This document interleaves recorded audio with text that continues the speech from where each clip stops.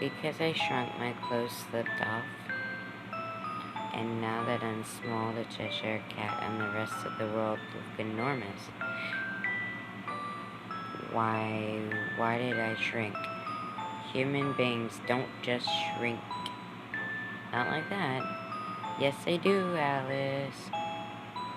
The Cheshire Cat nonchalantly dismissed my 16 years worth of conventional wisdom. Really? Is that true? Is that how it is? Anyone can shrink if they eat strawberry jam bread? Not exactly. You mean that bread arm from just a moment ago? Yes, indeed. Why did I shrink when I ate that bread? Because that's what it's supposed to do, Alice. At this point, I wasn't sure how to refute that. Achoo. My skin was covered in goosebumps. I forgot. Come to shrink of it. Come to think of it, I'm cold. I need to take care of this problem first. What should I do? Is there something I can use to cover myself? I murmured through my crumpled clothes.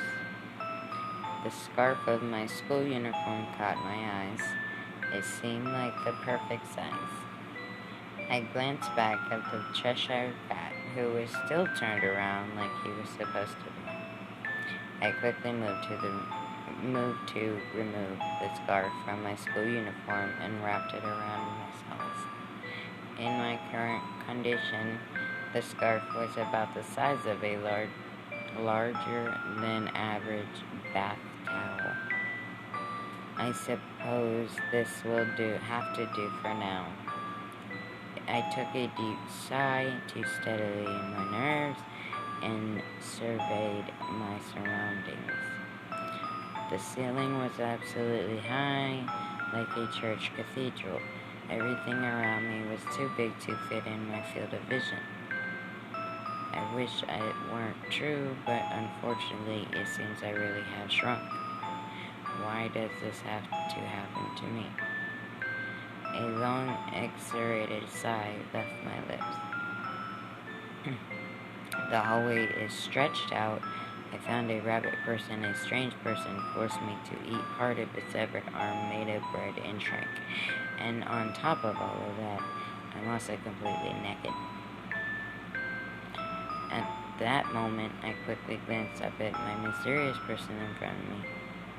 And the only person I've actually met so far won't listen to what I'm saying.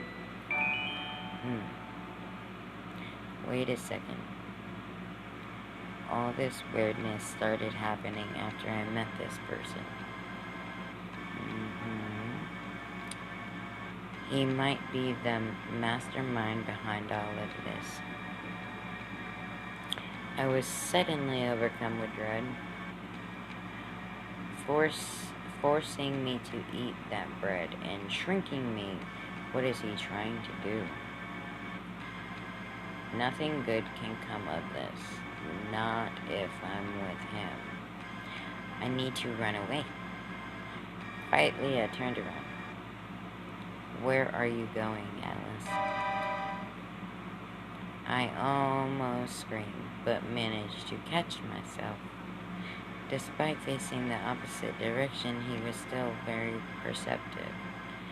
I'm not going anywhere. I don't know what you're talking about. I won't do anything. I won't go anywhere. I'm just walking around trying to stretch out my legs.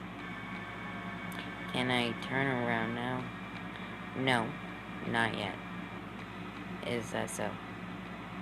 That was all the Cheshire Cat said before falling silently once again.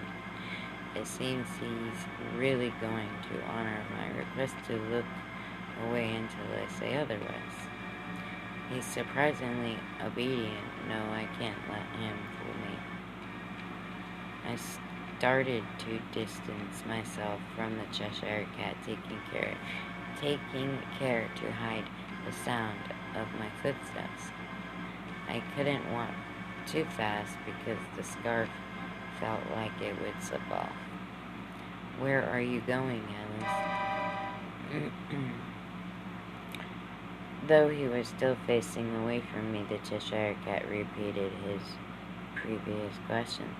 I'm not going anywhere." I could feel my voice weaving as I answered him. "Does he have eyes in the back of his head?" "I don't know, he might." "Can I turn around now?" "No, you can't. You definitely can't." "Is that so?" "He is so strange. I shouldn't be anywhere near him." I picked up my scarf and I ran quietly as not to make a sound. I didn't think to run to a specific place. I just need to get away from here and lose this person. Peace out.